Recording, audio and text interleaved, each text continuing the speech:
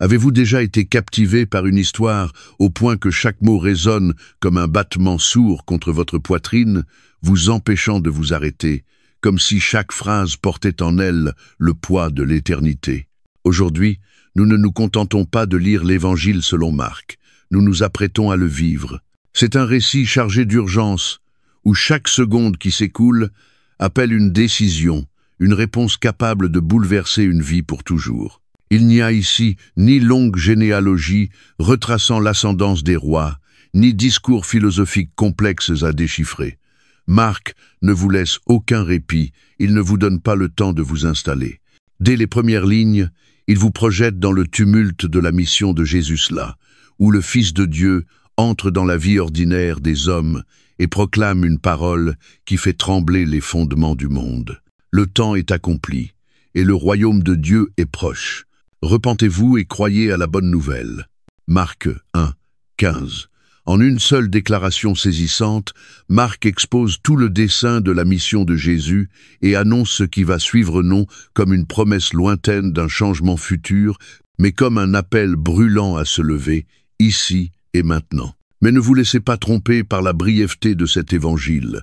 Ce n'est pas un récit simpliste. Chaque phrase vibre comme le tambour d'un champ de bataille, vous poussant à suivre le rythme, à respirer plus fort, à emboîter le pas du roi qui ne s'arrête jamais.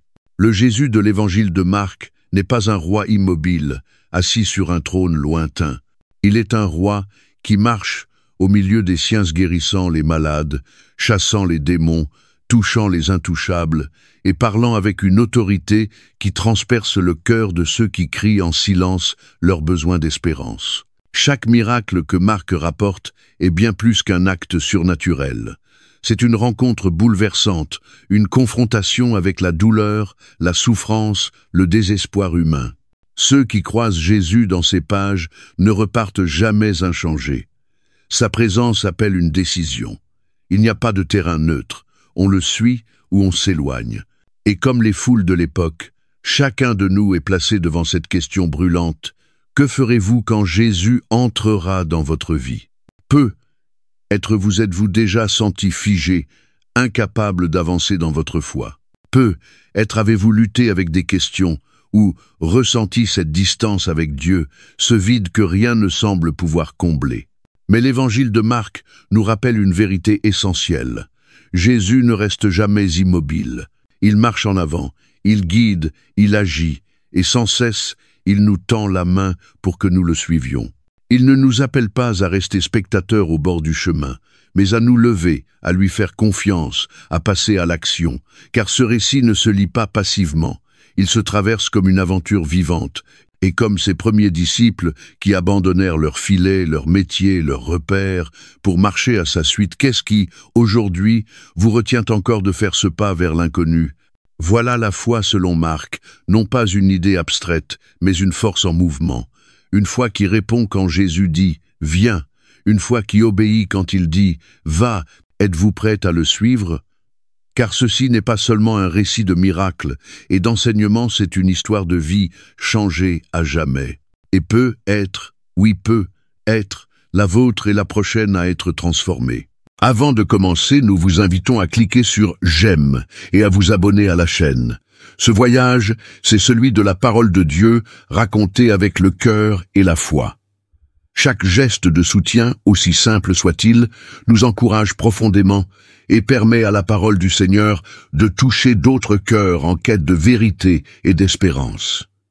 Maintenant, embarquons ensemble dans l'histoire spéciale du jour, là où les pages de la Bible prennent vie, avec profondeur et lumière. L'histoire de Marc n'est pas celle de miracles éclatants ou de renommée publique. C'est une histoire ancrée dans l'humilité, la lutte et la rédemption. Si vous pouviez jeter un regard vers les rues animées de la Jérusalem antique, parmi les marchands du marché et les prières qui résonnent dans les cours du temple, vous apercevriez peu être un jeune homme se tenant à la lisière de l'histoire. Son nom était Jean-Marc. Il n'était pas l'un des 12, il ne prêchait pas devant les foules, il n'accomplit pas de grands prodiges. Et pourtant, sa contribution à la foi chrétienne allait changer le monde à jamais. Marc naquit dans un contexte de privilèges et d'opportunités. Les chercheurs s'accordent à penser que sa famille était aisée probablement l'une des plus influentes parmi les premières communautés chrétiennes de Jérusalem. Sa mère, Marie, possédait une grande maison qui servait régulièrement de lieu de rassemblement aux premiers disciples de Jésus. Mais cette maison n'était pas qu'un simple abri, elle était un creuset de courage spirituel. Dans Actes 12, on entrevoit cette réalité quand Pierre, libéré miraculeusement de prison, se rend directement à la maison de Marie où les croyants priaient avec ferveur. Imaginez l'atmosphère. Des leaders de la jeune Église réunis en secret, partageant les histoires de miracles et de persécutions, priant avec ardeur pour recevoir l'audace nécessaire face à l'ombre menaçante de la prison ou de la mort. Pour Marc, cette maison était bien plus qu'un foyer, c'était un lieu de formation spirituelle. Il grandit au milieu des enseignements apostoliques, au cœur des témoignages vivants de la résurrection du Christ. Mais même dans un lieu si sacré, le chemin de la foi n'est jamais linéaire. Bientôt, la vie de Marc allait être marquée par l'échec, le rejet, puis la rédemption. Avide de servir et de participer à la propagation de l'Évangile, Marc accompagna Paul et Barnabas lors de leur premier voyage missionnaire. Quelle aventure cela devait être! Un jeune homme quittant tout pour proclamer la bonne nouvelle du Christ, ressuscité dans des terres étrangères. Mais l'enthousiasme ne résista pas longtemps aux réalités du voyage. Les routes étaient périlleuses, les rencontres parfois hostiles, et la fatigue émotionnelle de l'évangélisation pesait lourd. Dans Actes 13, on apprend que Marc abandonna la mission et retourna à Jérusalem. La raison exacte n'est pas précisée, mais on peut imaginer le combat intérieur, peur, doute ou ce sentiment écrasant d'être inapte. Ce départ ne fut pas perçu comme une simple erreur, mais comme une trahison. Plus tard, lorsque Marc voulut rejoindre Paul et Barnabas pour un nouveau voyage, Paul s'y opposa fermement. Le désaccord fut si profond qu'il provoqua la séparation des deux missionnaires. Acte 15, 36-39. Pour Paul, l'échec de Marc l'avait disqualifié. Mais Barnabas, fidèle à son nom de encourageur, vit au-delà de la faute. Il discerna en ce jeune homme quelque chose de précieux, digne d'être restauré. Il prit Marc sous son aile, lui offrant une seconde chance qui allait s'avérer providentielle. L'histoire aurait pu s'arrêter là, avec Marc relégué au rang d'exemple d'échec, mais Dieu n'en avait pas fini avec lui. Sous la conduite de Barnabas, Marc grandit. Il apprit la persévérance, la foi discrète, et surtout la grâce divine capable de restaurer ce qui était brisé. Peu à peu, Marc regagna même la confiance de Paul. Dans 2 Timothée 4, 11, vers la fin de sa vie, Paul écrit à Timothée « Prends Marc et amène-le avec toi, car il m'est utile pour le ministère. » Une phrase simple, mais qui témoigne puissamment de la rédemption et de cette grâce qui transforme l'échec en victoire. Mais l'influence la plus marquante dans la vie de Marc vint peu être d'une autre figure, l'apôtre Pierre. Selon la tradition chrétienne ancienne, l'évangile de Marc est largement fondé sur les récits de Pierre lui-même. Imaginez Marc, n'étant plus ce jeune homme timide qui avait fui la mission, mais assis aux pieds de Pierre, plume à la main, buvant chaque mot tandis que l'apôtre partage les miracles, les enseignements, les instants précieux passés aux côtés de Jésus. Imaginez la voix de Pierre se briser en évoquant son reniement, puis la douceur de la réconciliation avec le Christ. Imaginez la flamme dans ses yeux en racontant le tombeau vide et la joie de revoir le Seigneur ressuscité. Mais pourquoi Marc? Pourquoi ce jeune homme qui avait failli serait-il choisi pour porter un tel témoignage? Peut-être parce qu'il avait compris, plus profondément que d'autres, que l'Évangile repose sur la grâce. Ses échecs ne l'avaient pas disqualifié, il l'avait préparé. Il avait expérimenté dans sa chair la miséricorde divine, et c'est cette connaissance intime qui lui permit d'écrire un évangile destiné non pas aux parfaits, mais à ceux qui trébuchent, à ceux qui doutent, à ceux qui ont besoin de se rappeler que la grâce de Dieu est plus grande que leurs fautes. L'évangile de Marc est différent. Là où Matthieu s'adresse aux Juifs en reliant Jésus aux prophéties, là où Luc bâtit un récit ordonné et précis, Marc écrit avec une urgence brûlante. Plus de 40 fois, Il utilise le mot « aussitôt », comme s'il courait contre le temps pour raconter l'histoire. Son récit est le plus court, mais il n'a pas un mot de trop. Il ne s'attarde pas sur de longs discours ou des développements théologiques.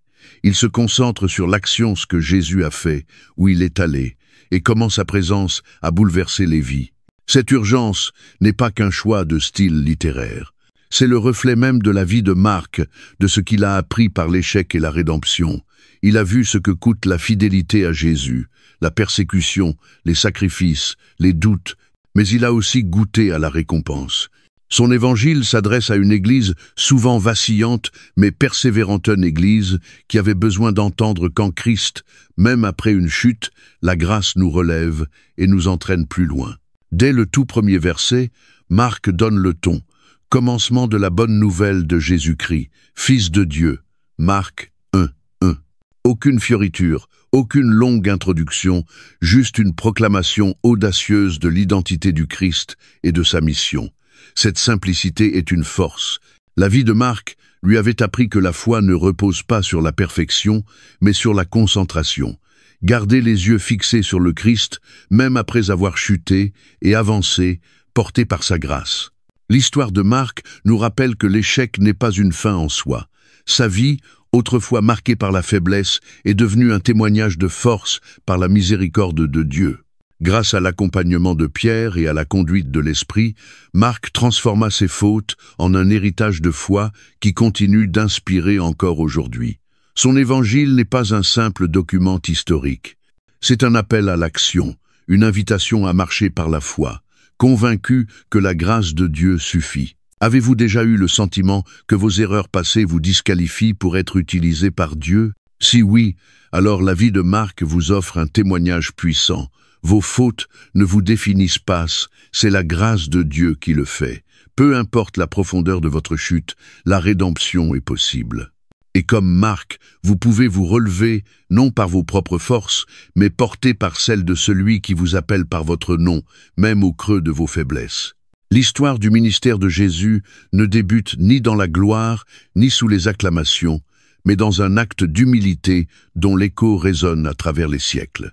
Les rives du Jourdain fourmillent de monde, l'air est chargé d'attente alors que la foule se rassemble autour d'un homme vêtu de poils de chameau, dont la voix puissante tranche dans le silence de la routine. Voici Jean-Baptiste, le précurseur, appelant Israël à la repentance, ses paroles à la fois avertissement et promesse. Préparez le chemin du Seigneur, rendez ses sentiers droits. Marc idén Samphen, mais peu dans la foule s'attendent à ce qui va suivre. De leur rang sort un omni-pharisien, ni chef religieux, ni guerrier, mais un simple charpentier venu de Nazareth, un village insignifiant aux yeux du monde. Pour la plupart, il semble ordinaire. Et pourtant, lorsqu'il entre dans les eaux du Jourdain, un dessein divin s'amorce, un plan écrit avant même la fondation du monde. Cet homme, c'est Jésus.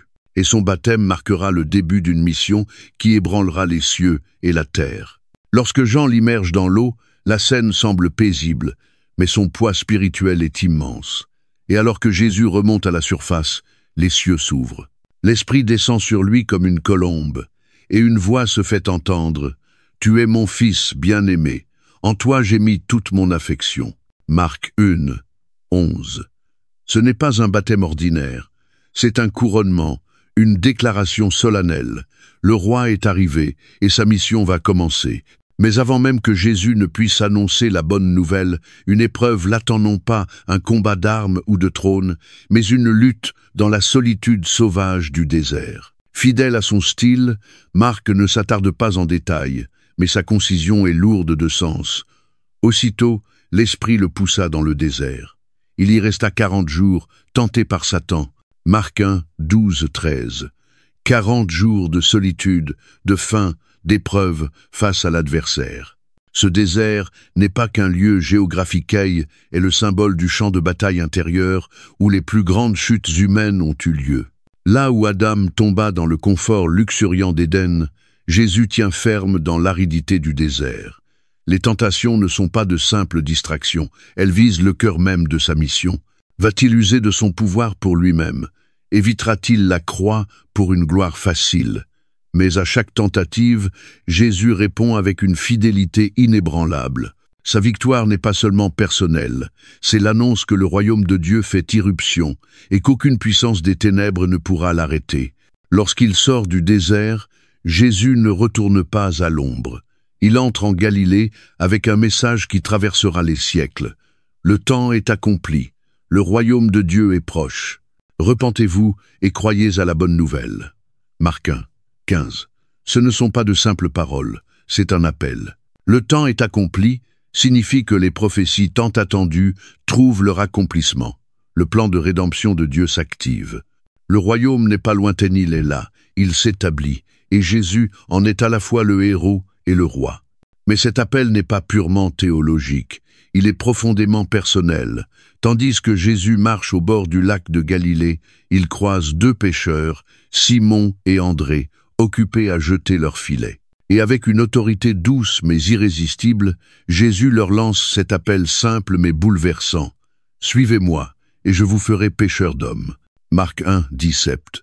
Sans hésiter, ils laissent tout derrière eux, leurs filets, leur gagne-pain, leur sécurité. Ils répondent. Imaginez ce moment. Le clapotis paisible des vagues, le poids des filets glissant entre leurs doigts, la conscience soudaine qu'ils quittent tout pour une aventure divine. Jésus n'est pas un simple rabbin. Il dégage une présence, une autorité qui transcende l'humain. Il est celui qu'ils attendaient, non pas un enseignant parmi tant d'autres, mais celui qui incarne Dieu lui-même dans la puissance et la tendresse. Un peu plus loin, Jésus appelle Jacques et Jean, fils de Zébédée. Eux aussi quittent tout, jusqu'à leur père dans la barque. Ce n'est pas une décision anodine, c'est un abandon radical. Le message est limpide. Le royaume de Dieu n'est pas une réalité passive. Il demande une réponse. Suivre Jésus, c'est lâcher prise, quitter le connu pour s'en remettre entièrement à celui qui appelle. Mais quel est donc ce royaume dont parle Jésus? Pour beaucoup, l'expression évoquait un soulèvement politique, la chute de Rome, la restauration d'Israël. Pourtant, le royaume de Jésus est tout autre. Il ne vient pas conquérir des terres, mais des cœurs. Il ne renverse pas les empires humains, mais les murs du péché, de la souffrance et du désespoir. C'est un royaume de guérison, de pardon et de lumière. Mais ce royaume exige plus qu'un accord intellectuel. Il demande un changement de vie. Jésus n'appelle pas seulement à l'admiration ou à l'étude. Il appelle à la participation. Être disciple, c'est devenir pêcheur d'hommes, porteur du message du royaume. Et cet appel ne s'adressait pas qu'aux premiers disciples. Il résonne aujourd'hui encore pour quiconque entend sa voix. Au fur et à mesure que Jésus traverse la Galilée, sa renommée grandit. Non seulement à cause de ses paroles, mais de ses actes. Il guérit les malades, chasse les démons et confronte l'hypocrisie religieuse. En chaque rencontre, Jésus rend visible le royaume de Dieu non pas comme une idée abstraite, mais comme une réalité vivante. Il est là, dans les corps restaurés, les âmes libérées, les cœurs renouvelés. Et pourtant, malgré les foules qui l'entourent, Jésus sait que sa route ne mène pas à la gloire terrestre, mais à la croix. Son baptême, sa victoire au désert, son appel aux disciples, tout pointe vers cette vérité incontournable. Le royaume est venu, mais il a un prix. Pour Jésus, ce prix sera sa vie. Pour ses disciples, ce sera le renoncement. Renoncer à ce qui les enchaîne, pour entrer dans une nouvelle identité, celle de citoyen du royaume de Dieu. Et vous, que feriez-vous si Jésus entrait dans votre vie aujourd'hui et disait « Suis-moi », quel filet faudrait-il lâcher? Quel confort seriez-vous prêt à abandonner? L'appel de Jésus n'est pas figé dans le passé, il est vivant. Il vous rejoint là où vous êtes, maintenant. Dans l'urgence de l'Évangile selon Marc, il y a un défi qui ne peut être ignoré. Le royaume de Dieu est proche. Le roi est venu. L'invitation est devant vous. Quelle sera votre réponse? La mer de Galilée s'étend devant eux, ses eaux miroitant sous la lumière du matin, comme si elles attendaient qu'un événement extraordinaire s'y déploie. Simon et André, deux pêcheurs, suivent leur routine quotidienne. Jeter les filets, tirer, recommencer. Leurs mains sont dures, tannées par des années de travail. L'air salé emplit leurs poumons, le rythme de leur métier est devenu instinctif. C'est leur vie, simple, stable, prévisible. Mais ce jour-là, tout va basculer. Il le voit avant même de l'entendre. Un homme marche le long de la rive, ses pas calmes et déterminés. Il y a quelque chose dans sa démarche, dans la façon dont le vent semble le suivre, comme si la création elle-même reconnaissait sa présence. Puis il parle. « Suivez-moi et je vous ferai pêcheurs d'hommes. » Marc 1, 17. Ce n'est pas une question, c'est un appel. Et pourtant, dans cet appel se cache une invitation, une voix qui transperce le tumulte de la vie quotidienne pour atteindre une profondeur insoupçonnée, quelque chose d'inexprimable qu'ils n'avaient jamais su nommer, mais qu'ils avaient toujours cherché. Il y a dans sa voix une autorité, mais pas de celle qui écrase. C'est une autorité qui éveille, qui réveille l'âme comme la lumière de l'aube après une nuit longue et lourde. Sans une seule hésitation, ils lâchent leur filet. Ce qu'ils abandonnent n'est pas qu'un outil de travail, mais toute une vie, leur sécurité, leur routine, leur identité d'hier. Pourquoi partir si vite? Qu'est-ce qui pousse deux hommes adultes à tout quitter pour suivre un inconnu? Peut être que ce ne sont pas seulement ces mots, mais ce que ces mots portent. Un sens, une mission, une raison d'exister qui insuffle la vie aux âmes fatiguées. Dans son regard, il ne voit pas seulement un enseignant, mais un leader, un roi qui transformera le monde. Et ils veulent faire partie de cette œuvre. Jésus continue sa marche et croise bientôt Jacques et Jean, les fils de Zébédée. Ils sont assis dans leur barque, en train de réparer leur filet sous l'œil attentif de leur père. Pour eux, ce métier n'est pas qu'un gagne-pain, c'est un héritage, une tradition familiale transmise de génération en génération. Et pourtant, à l'appel de Jésus, ils quittent toute famille, héritage, avenir tracé. Sans un regard en arrière, ils sortent de la barque et le suivent. Ce n'est pas un rabbin ordinaire qui appelle. Un maître traditionnel attendait que ses disciples viennent à lui. Mais Jésus, lui, va à leur rencontre.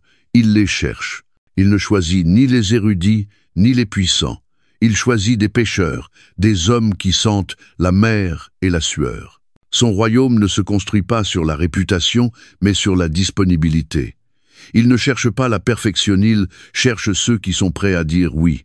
Mais que signifie être un pêcheur d'hommes? Pour Simon, André, Jacques et Jean, cette image n'est pas abstraite. Ils savent ce que signifie lancer un filet, attendre avec patience, se heurter à l'échec, puis recommencer. La pêche est une discipline, une persévérance mêlée de foi, et Jésus les invite à une mission semblable, mais cette fois, ce sont des âmes qu'ils recueilleront, et la récompense ne sera pas éphémère, mais éternelle. Choisir de suivre, c'est aussi choisir de renoncer. En abandonnant leur filet et leur barque, ils tournent le dos à la sécurité, au connu. Il n'y aura plus de salaire garanti, plus de plan prévisible. Suivre Jésus, c'est faire confiance, même quand l'avenir semble incertain. Ce ne sera pas facile. Ils ne le savent pas encore, mais cette voie les mènera à travers des tempêtes, des rejets, des persécutions. Et pourtant, à cet instant, rien de tout cela n'a d'importance. Ce qu'ils savent, c'est que celui qui les appelle en vaut la peine. En marchant aux côtés de Jésus, ils vont comprendre que cet appel dépasse leur transformation personnelle. Il s'agit d'un mouvement, d'un royaume qui renversera l'ordre du monde. Ils ne sont plus pêcheurs de métier.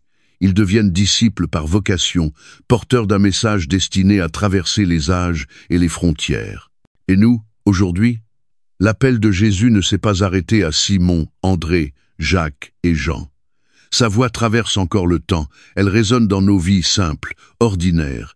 Nous ne sommes peu, être pas au bord du lac de Galilée, mais son invitation est tout aussi réelle. Suis-moi. C'est un appel à lâcher les filets qui nous retiennent la routine, la peur, les ambitions videsettes, à entrer dans une mission bien plus grande que nous.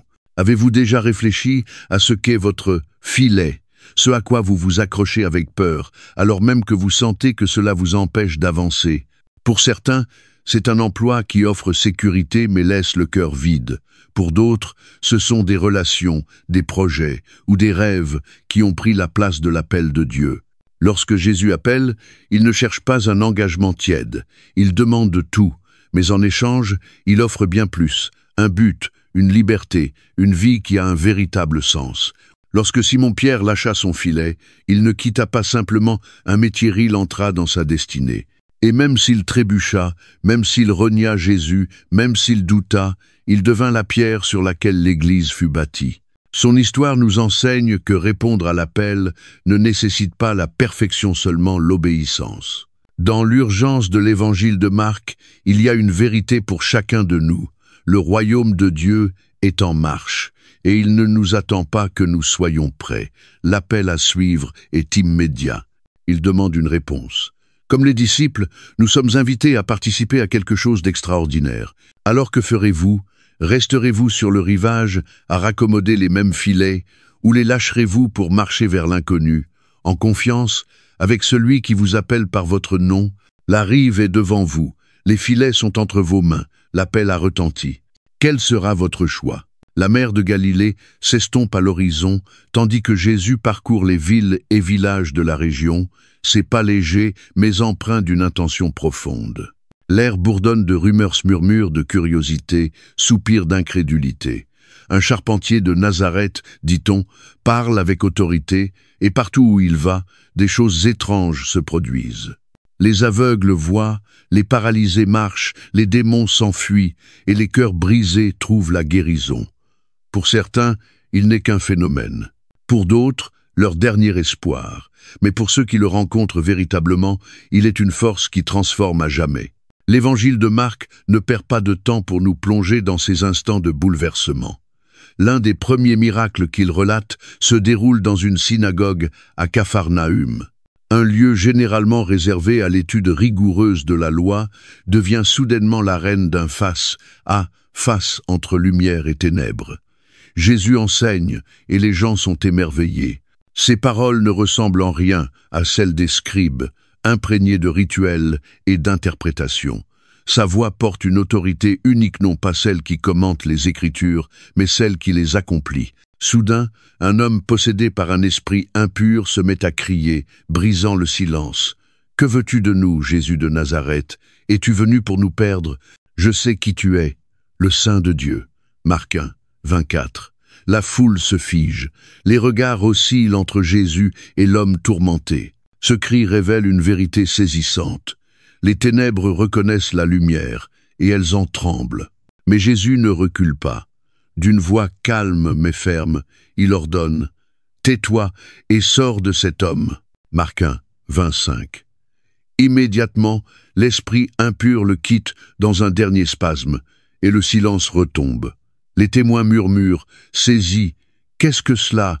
Un enseignement nouveau, donné avec autorité. Il commande même aux esprits impurs, et ils lui obéissent. Mos iden argetschiven. Ce moment dépasse largement un simple exorcisme. C'est une déclaration de souveraineté. Dans un monde où l'oppression spirituelle semblait irréversible, Jésus brise les chaînes d'un mot. C'est l'irruption du royaume de Dieu dans une réalité brisée, et aucune puissance du mal ne peut y résister. Mais ce n'est que le commencement. La nouvelle se répand comme un feu. De toutes parts, des foules affluent. On amène les malades, on transporte les souffrants, les exclus s'approchent dans l'espoir d'un miracle. Parmi eux, un homme atteint de la lèpre s'agenouille devant Jésus. La lèpre, plus qu'une maladie, était une condamnation sociale. Isolement, rejet, honte, cet homme supplie, la voix tremblante. « Si tu le veux, tu peux me rendre pur. » Marc 1, 40. C'est une prière remplie de foi et d'incertitude. Il croit au pouvoir de Jésus, mais doute-t-il de son amour? Ému de compassion, Jésus fait l'impensable. Il tend la main, touche le lépreux et dit « Je le veux, sois pur » Marc 1, 41. Et aussitôt, la lèpre disparaît. Mais plus encore, par ce seul geste, Jésus restaure non seulement un corps, mais une dignité, une place, une vie. Le toucher de Jésus ne guérit pas seulement les plaies visibles, s'il guérit l'âme. Tous les miracles ne se déroulent pas dans le calme. À Capharnaüm, la maison où Jésus enseigne est si remplie qu'on ne peut même plus approcher. Alors, 4 amis, déterminés à aider un paralytique, montent sur le toit, perçant une ouverture et le descendent devant Jésus.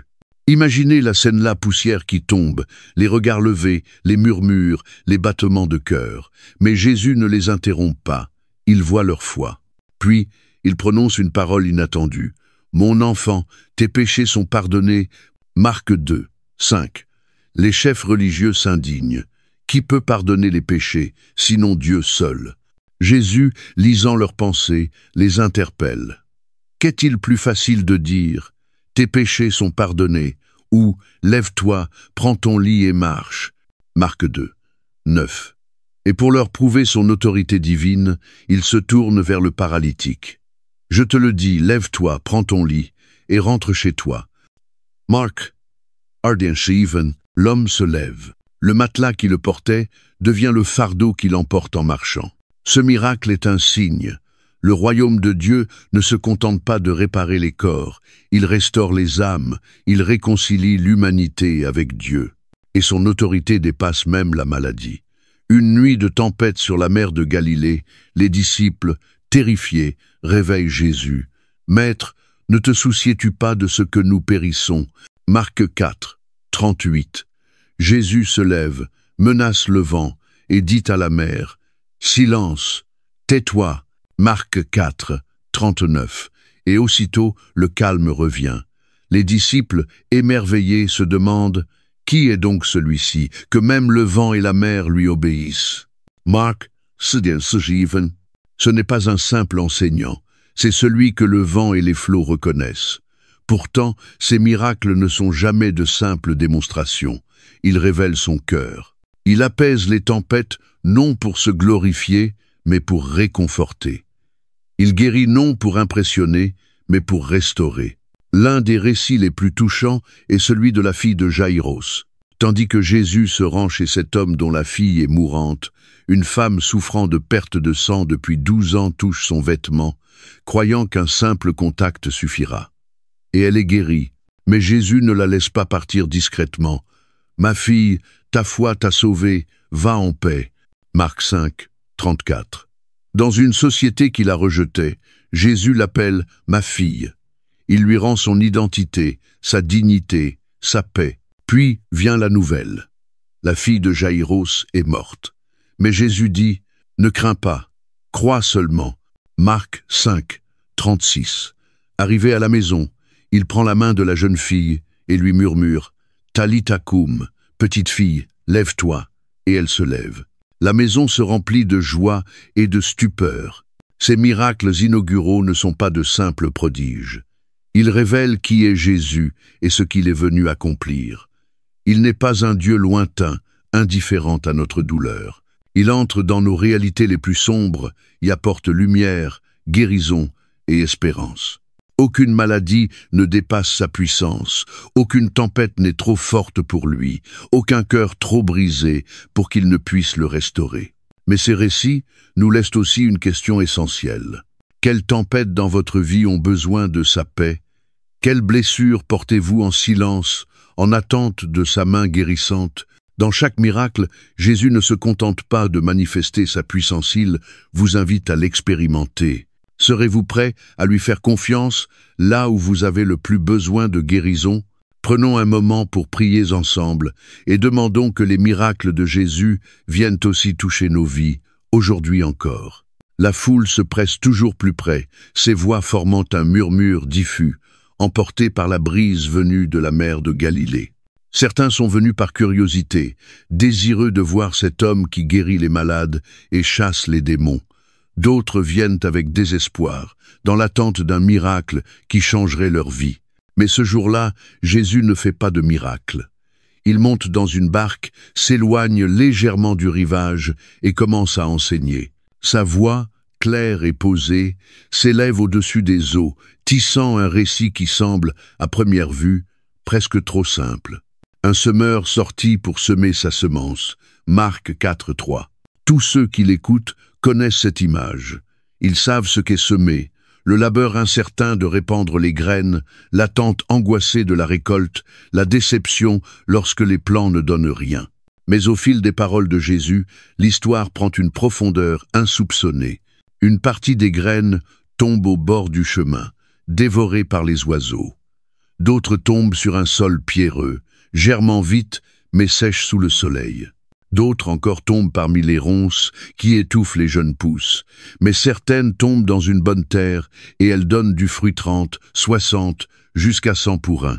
Pour l'oreille distraite, ce n'est qu'une leçon d'agriculture. Mais pour ceux dont le cœur est ouvert, c'est une parabole, un mystère du royaume de Dieu caché dans l'ordinaire. Plus tard, les disciples troublés viennent interroger Jésus. Pourquoi leur parles-tu en parabole? Ils espèrent une explication limpide, une vérité sans voile. Mais la réponse de Jésus dévoile quelque chose de plus profond.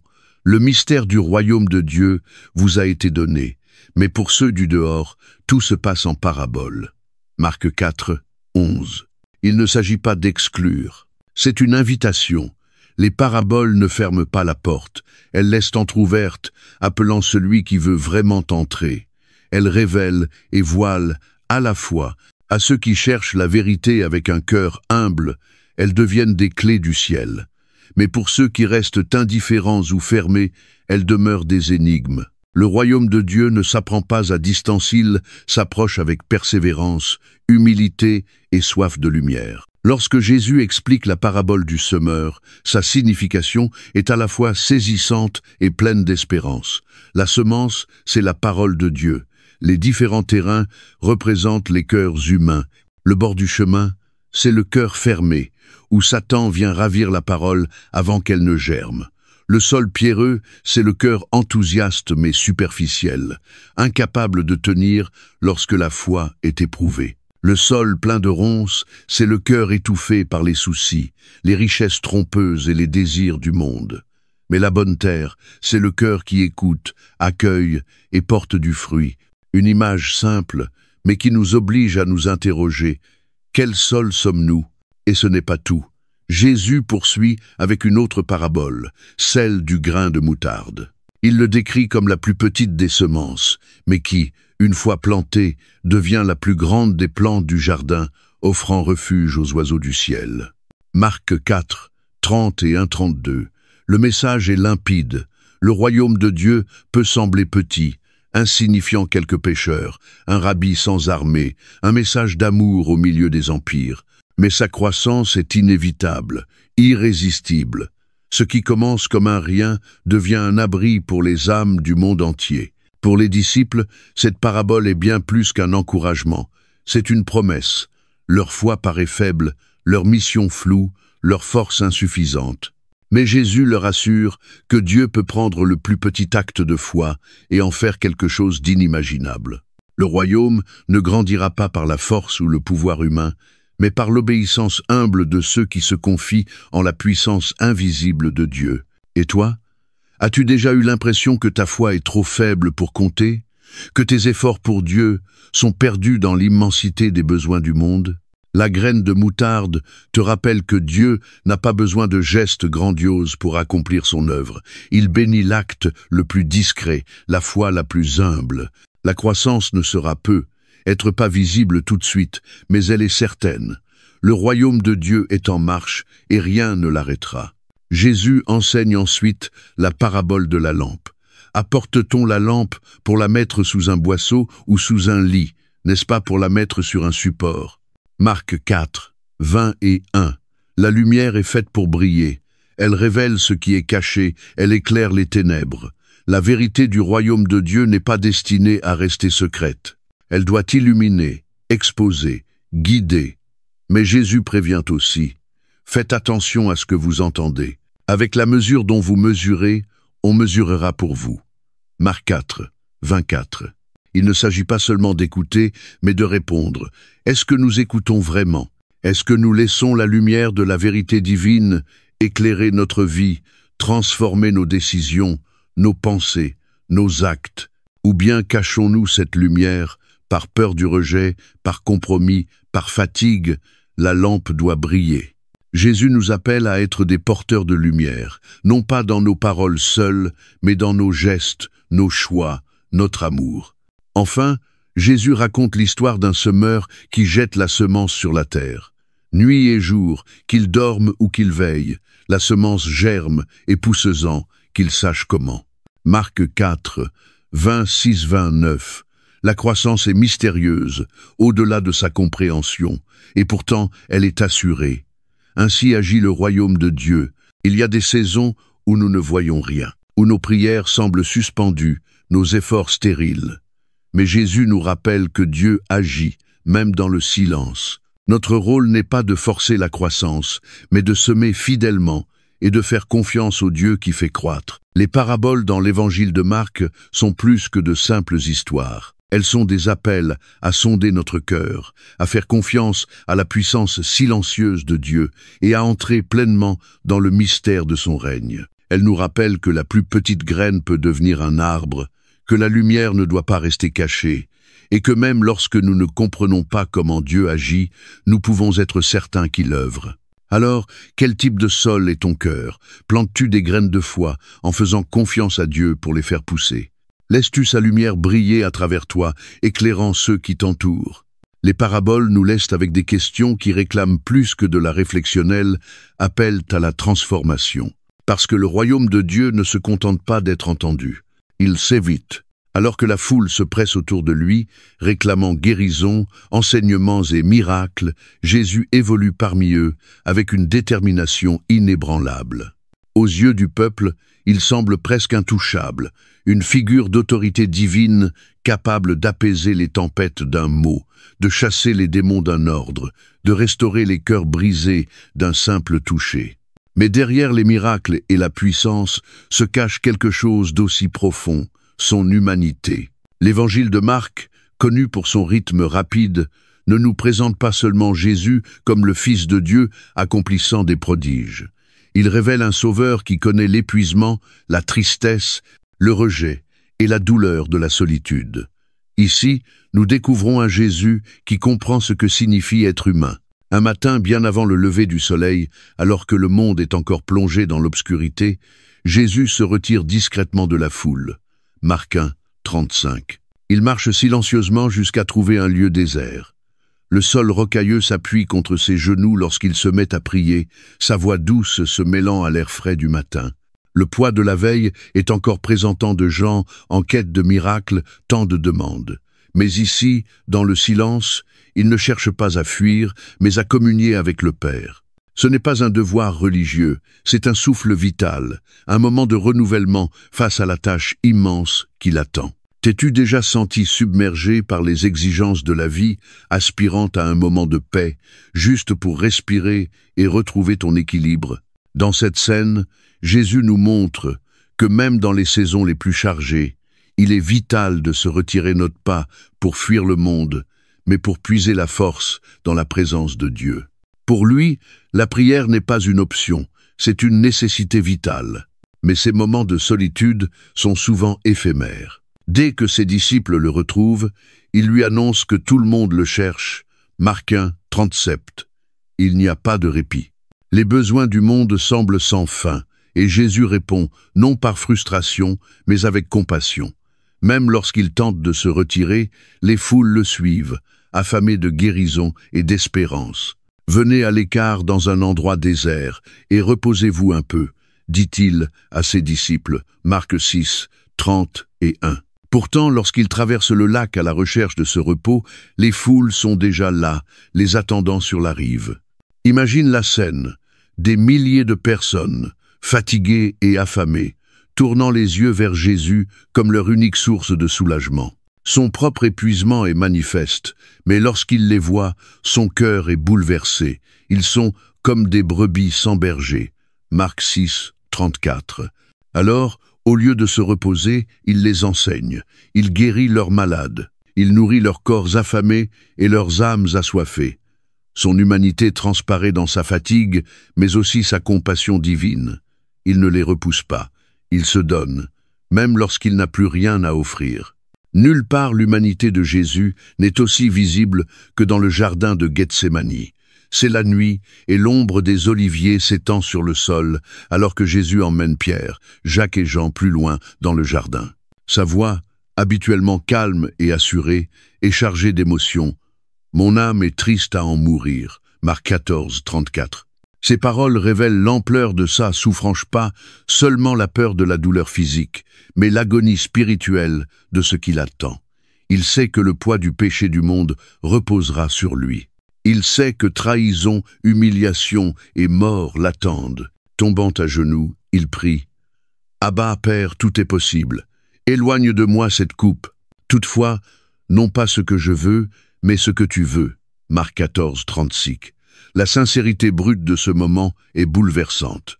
Jésus, pleinement divin, affronte la peur humaine dans toute sa force. Il n'est pas insensible à la souffrance. Il la ressent, il la combat. Mais même au cœur de son angoisse, il se soumet à la volonté du Père. Ce n'est pas de la faiblesse et du courage. Le courage de celui qui regarde la douleur en face et choisit l'obéissance, non parce qu'elle est facile, mais parce qu'elle est nécessaire. As-tu déjà lutté avec la volonté de Dieu, suppliant pour une issue différente, pour finir par murmurer ces mêmes mots, non pas ma volonté mais la tienne? Dans la prière de Jésus, nous trouvons la permission de lutter, de poser des questions, d'apporter à Dieu nos peurs les plus profondes. Mais nous trouvons aussi la force de lui faire confiance, même quand le chemin devant nous est incertain. Lorsque Jésus se relève de sa prière, ses amis les plus proches dorment. « Simon, tu dors? Tu n'as pas pu veiller 1 heure ?» demande-t-il à Pierre, la tristesse perçant dans sa voix. Marc 14, 37. La solitude de ce moment est écrasante. Les hommes dans lesquels il a investi sa vie ne peuvent rester éveillés avec lui durant son heure la plus sombre. Bientôt, Judas arrivera avec les soldats, et les disciples et ceux qui avaient juré de ne jamais l'abandonner enfuiront dans la nuit. Le poids de leur trahison est aussi lourd que la croix qu'il portera bientôt. Mais même dans cette solitude, Jésus ne chancelle pas. Lorsque Judas le trahit par un baiser, il l'appelle « mon ami ». Matthieu 26, 50. Même dans la trahison, son amour reste intact. Lorsque les soldats l'arrêtent et que Pierre dégaine son épée pour se battre, Jésus l'arrête. « Remets ton épée à sa place. » Jean 18, 11. Il sait que cette bataille ne sera pas gagnée par la violence, mais par l'abandon. Alors que Jésus est emmené, les disciples fuient, accomplissant ainsi sa prophétie. « Vous allez tous tomber. » Marc 14, 27. Pierre, qui avait juré de le suivre jusqu'à la mort, le suit de loin, pour ensuite le renier 3 fois avant le chant du coq. Seul et abandonné, Jésus se tient devant ses accusateurs, silencieux face aux mensonges et aux condamnations. Mais son silence n'est pas une défaite, c'est la force de celui qui sait que la victoire viendra par l'obéissance, non par la résistance. L'expression ultime de l'humanité de Jésus se trouve sur la croix. Suspendu, meurtri et brisé, il s'écrie « Mon Dieu, pourquoi m'as-tu abandonné ?» Marc 15, 34. Ce cri va bien au-delà de la douleur physique. C'est le poids spirituel d'endosser les péchés du monde, l'angoisse de la séparation d'avec le Père. Et pourtant, même dans ce cri de désespoir, il y a confiance. Il appelle Dieu « mon Dieu », s'accrochant à la relation, même lorsqu'elle semble lointaine. Son humanité est mise à nu, il sait ce que c'est que de se sentir abandonné, incompris, écrasé par la douleur. Mais ces derniers mots ne sont pas ceux d'un vaincu. « Père, je remets mon esprit entre tes mains. » Luc 23, 46. Avec cela, il rend l'âme, non comme une victime du destin, mais comme un sacrifice volontaire, convaincu que l'histoire ne s'arrête pas à la mort. L'humanité de Jésus est un don inestimable. Elle nous rappelle qu'il n'est pas un Dieu lointain, détaché dans les cieux. Il est un sauveur qui a marché sur nos chemins, qui connaît la fatigue, le deuil, l'accablement. T'es-tu déjà senti isolé, dépassé, abandonné? Jésus comprend.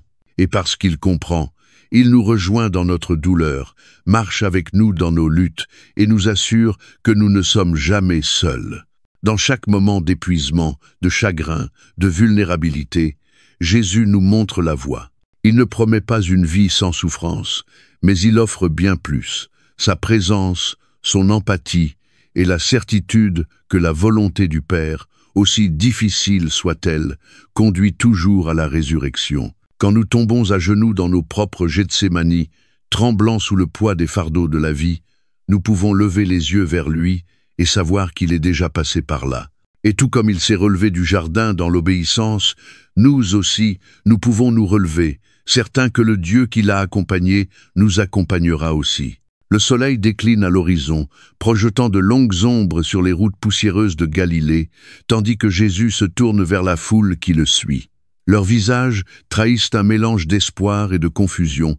Certains l'attendent comme un libérateur politique, celui qui brisera les chaînes de l'oppression romaine et restaurera la gloire d'Israël. D'autres le voient comme un faiseur de miracles, un homme investi de la puissance divine, capable de guérir les malades et de nourrir les affamés. Mais ce jour-là, ces paroles ne répondent pas à leurs attentes de triomphe. Au contraire, elles les transperçant comme une lame affûtée. Si quelqu'un veut être mon disciple, qu'il renonce à lui-même, qu'il se charge de sa croix et qu'il me suive.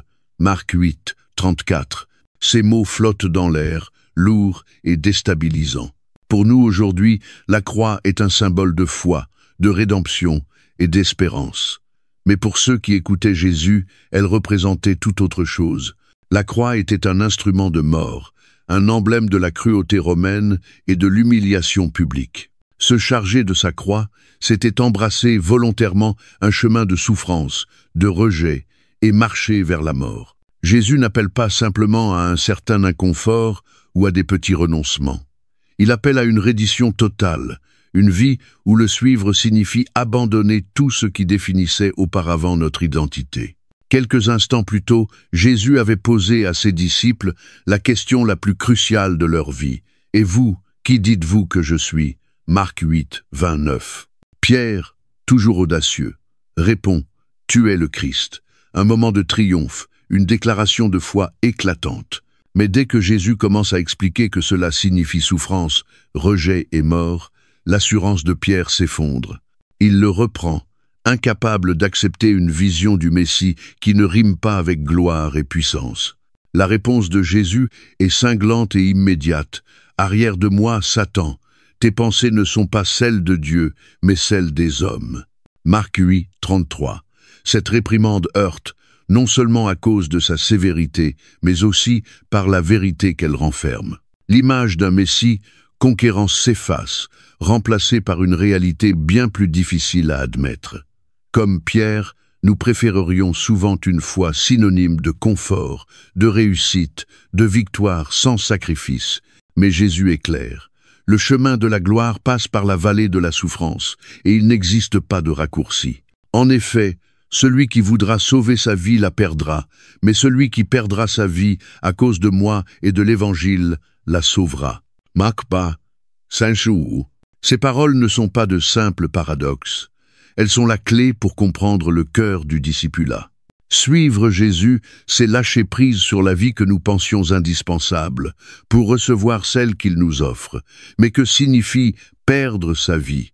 Ce n'est pas forcément mourir physiquement, même si pour de nombreux chrétiens des premiers temps, cela signifiait exactement cela. C'est surtout abandonner le contrôle, renoncer à nos projets, nos ambitions et nos attachements qui rivalisent avec l'appel de Dieu. C'est croire que ce que nous abandonnons pour lui sera remplacé par quelque chose d'infiniment plus précieux.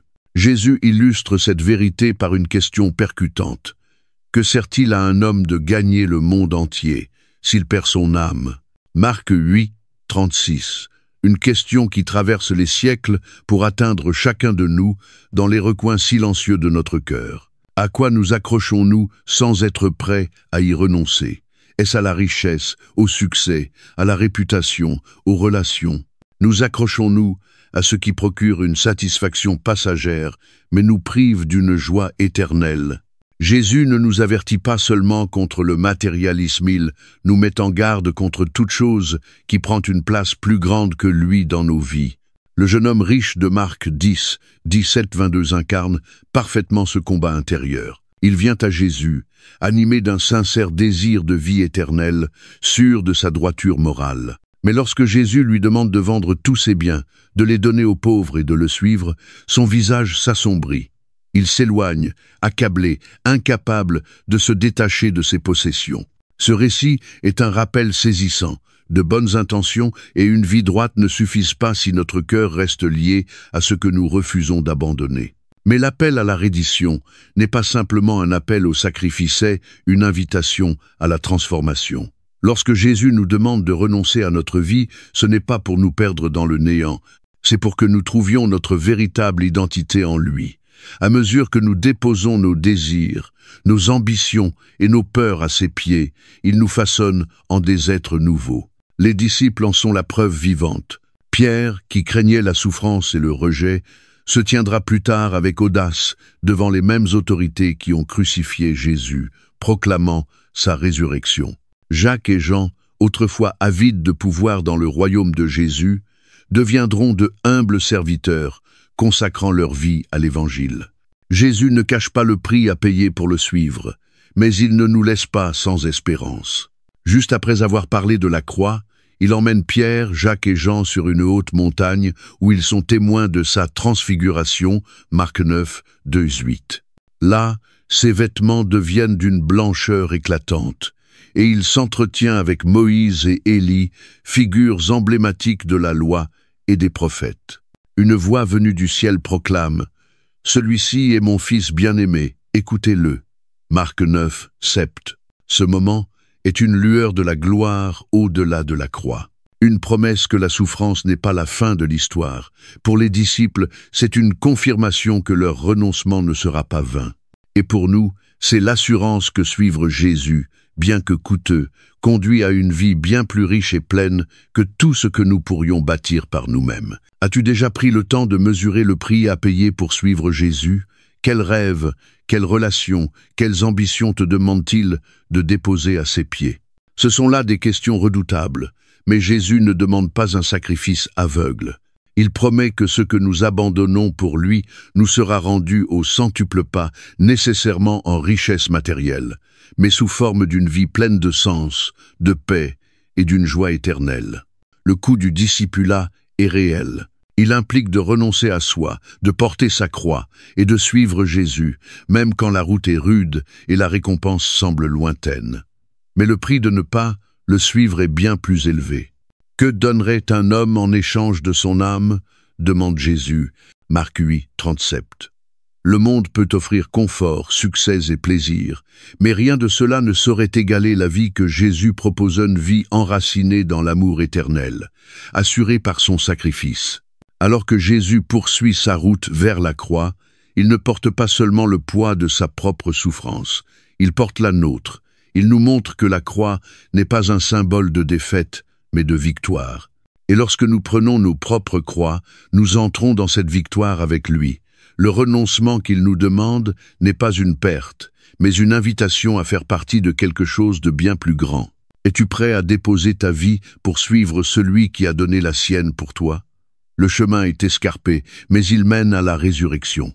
Et lorsque Jésus marche devant, la croix, si lourde soit-elle, devient la porte qui mène à la vie. Les rues de Jérusalem vibrent d'activité, l'air rempli des voix de marchands négociant leurs prix, de pèlerins chantant des psaumes et d'enfants courant entre les jambes de la foule. Mais aujourd'hui, une énergie différente s'empare de la ville. Une tension d'attente traverse la multitude, portée de bouche à oreille. Il arrive. Pas un roi vêtu de pourpre, ni un guerrier sur un destrier puissant, mais un charpentier de Nazareth, juché sur un âne modeste. Et pourtant, le peuple acclame comme s'il assistait au couronnement d'un roi. Les rameaux de palmier s'agitent dans les airs. Les manteaux sont étendus sur le sol pour tracer un chemin d'honneur. La foule crie « Hosanna, béni soit celui qui vient au nom du Seigneur, béni soit le règne qui vient, le règne de David, notre Père. » Marc 11, 9-10. La scène est triomphale, empreinte de l'espoir que cet homme Jésus sera celui qui les délivrera du joug romain et restaurera la grandeur d'Israël. Mais sous cette liesse collective se cache un malentendu tragique. Ils attendent un roi qui triomphera par la force et le pouvoir politique. Ce qu'ils ne voient pas, c'est que ce roi vaincra par le sacrifice et l'amour. Jésus entre à Jérusalem, pleinement conscient des attentes qui pèsent sur lui, mais sans se laisser détourner. Il sait que la foule qui chante aujourd'hui « Hosanna » criera dans quelques jours « Crucifie-le ». Il sait que le chemin devant lui ne mène pas à un trône, mais à une croix. Et pourtant, Il avance, d'un pas ferme, car sa mission n'est pas de renverser un empire, mais de vaincre le péché, la mort et la corruption du cœur humain. En approchant du temple, centre névralgique de la vie religieuse d'Israël, son regard se durcit. Le temple devrait être un lieu sacré, une maison de prière où l'on vient rencontrer la présence de Dieu. Mais ce qu'il découvre éveille en lui une sainte indignation. Les parvis extérieurs, seul endroit où les païens peuvent venir prier, ont été transformés en un marché bruyant. Les bêlements des animaux, le cliquetis des pièces et les cris des marchands ont étouffé toute trace de recueillement. Des tables sont alignées, couvertes de biens à vendredi de colombes, des agneaux, des offrandes pour les sacrifices. Les changeurs de monnaie, assis à leur comptoir, échangent les pièces romaines contre la monnaie du temple à des taux abusifs, exploitant les pèlerins venus de loin pour adorer. Ce n'est pas seulement du commerce de la corruption. Le système même censé rapprocher les hommes de Dieu est devenu un obstacle, un lieu où l'avidité s'épanouit aux dépens des cœurs sincères. Jésus entre dans ce tumulte et agit. Animé d'une juste colère, il renverse les tables des changeurs, faisant rouler les pièces sur le sol de pierre. Il chasse les marchands, leur protestation noyée par sa voix puissante. N'est-il pas écrit « Ma maison sera appelée maison de prière pour toutes les nations » ? Mais vous en avez fait une caverne de voleurs. Marc 11, 17.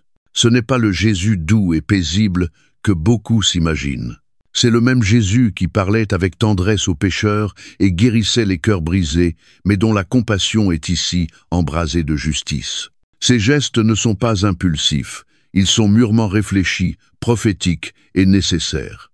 Il reprend le temple pour ce qu'il doit être, le purifie de la corruption qui s'y est enracinée.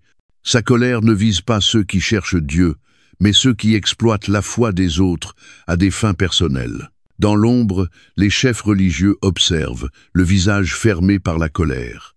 Ils ne voient pas en Jésus un réformateur, mais une menace à leur autorité. La purification du temple n'est pas qu'un geste de défixe, est une remise en question directe de leur pouvoir. Et ils le comprennent bien.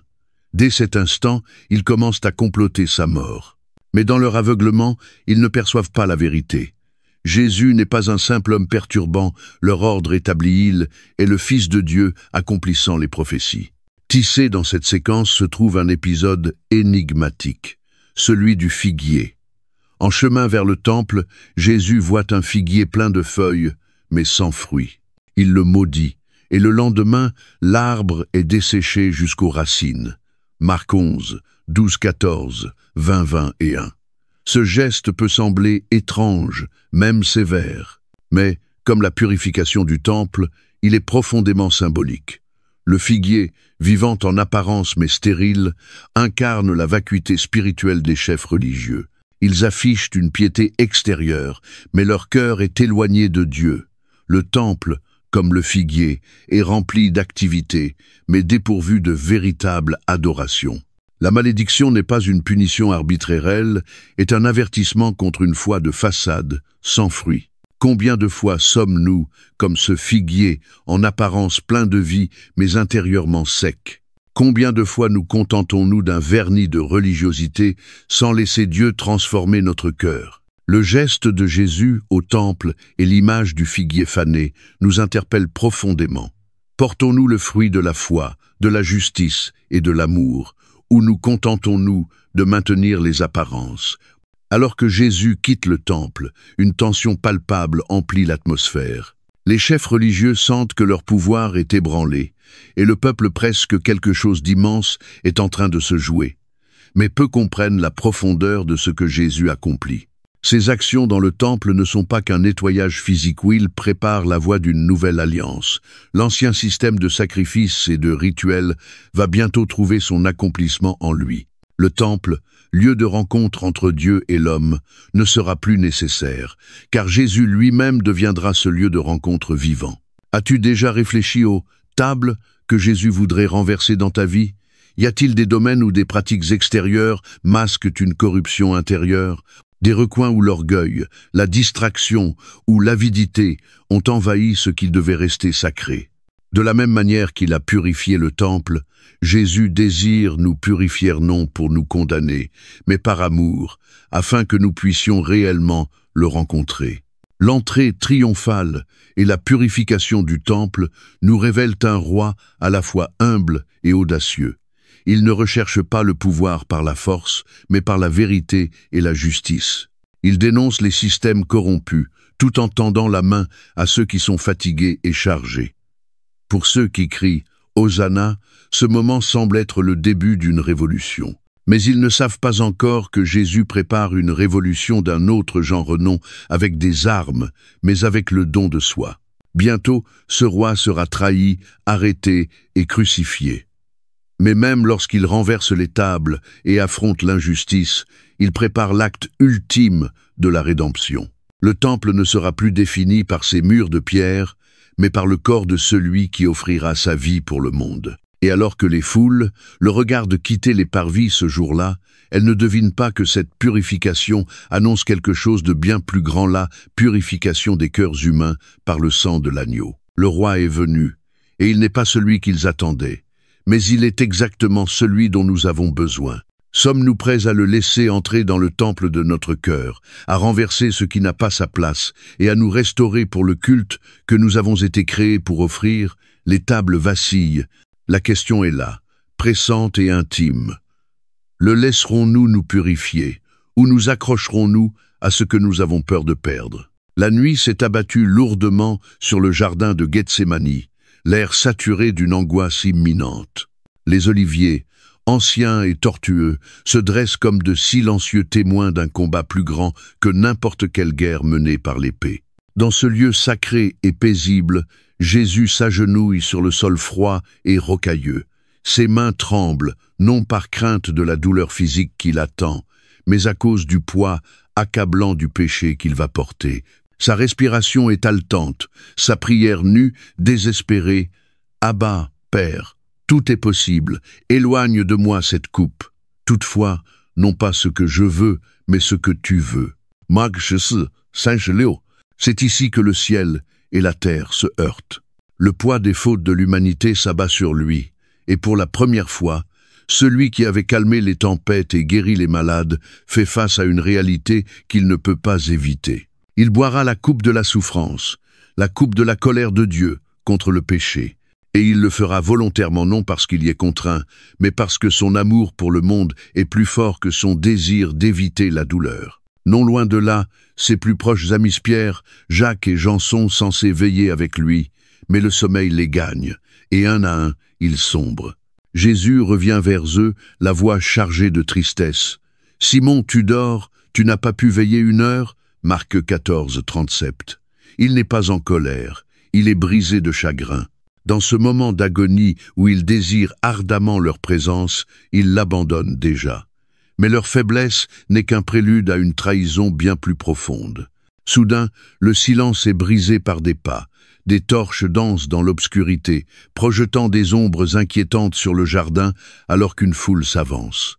En tête, Judas Iscariote, l'un des 12, celui qui a partagé les repas de Jésus, vu ses miracles, marché à ses côtés. Le voilà désormais à la tête de ceux venus arrêter celui qu'il appelait autrefois maître. Le baiser de la trahison survient rapidement. Judas s'approche, salue Jésus avec une tendresse trompeuse. « Rabbi » dit-il, avant de l'embrasser. Marc 14:45. Ce geste, normalement signe d'amour et de fidélité, devient ici l'ultime symbole de la trahison. Mais Jésus ne recule pas. Il soutient le regard de Judas avec un calme qui défie le chaos. « Mon ami, fais ce pourquoi tu es venu. » Matthieu 26:50. Même à cet instant, face à la trahison, il l'appelle ami. Imagine le poids déchirant de ce mot. Ce n'est ni de l'ironie, ni du sarcasme, est une tristesse sincère pour celui qui a choisi l'argent plutôt que le salut. La foule s'élance, s'emparant de Jésus. Pierre, fidèle mais impulsif, tire son épée et frappe un serviteur du grand prêtre, lui coupant l'oreille. Marc 14:47. Dans son esprit, la loyauté s'exprime par la violence, par le combat pour celui qu'il a promis de suivre jusqu'à la mort. Mais Jésus l'arrête aussitôt. « Remets ton épée à sa place. » Jean 18, 11. Sa voix est calme, résolue. Il sait que ce combat n'est pas de ceux qu'on gagne par la force. Ce n'est pas une lutte contre des hommes, mais un combat spirituel. Et la victoire viendra par l'abandon, non par la résistance. Il se penche, touche le serviteur blessé, et le guérit de son dernier miracle avant la croix est un acte de miséricorde envers l'un de ses agresseurs. Là encore, nous voyons le cœur de Jésus, un cœur qui n'appelle pas à la vengeance, mais offre la grâce, même à ceux qui viennent pour l'arrêter. Pris de panique, les disciples s'enfuient dans la nuit, accomplissant ainsi les paroles de Jésus. « Vous tomberez tous » Marc 14, 27. Les promesses de fidélité, faites avec tant de ferveur quelques heures plus tôt, s'évanouissent face à la peur. Pierre, qui jurait de ne jamais l'abandonner, suit de loin, son courage s'effritant à chaque pas. Pendant que Jésus est conduit, la scène se déplace vers la cour du grand prêtre, où Pierre tente de se mêler à la foule. La lumière du feu éclaire son visage, tandis qu'il tend l'oreille aux accusations proférées contre Jésus. Mais il ne passe pas inaperçu bien longtemps. Une servante l'aperçoit. « Toi aussi, tu étais avec ce Nazaréen, Jésus. » Marc 14, 67. Pris de panique, Pierre répond « Je ne sais pas, je ne comprends pas ce que tu veux dire » et il s'enfonce dans l'ombre. Les accusations continuent, grignotant sa détermination. À la troisième, il nie violemment « Je ne connais pas cet homme dont vous parlez. » Marc 14, 60 et 11. À cet instant, le coq chante, et le cœur de Pierre se brise. Il se souvient des paroles de Jésus. « Avant que le coq chante 2 fois, tu m'auras renié 3 fois. » Marc 14, 72.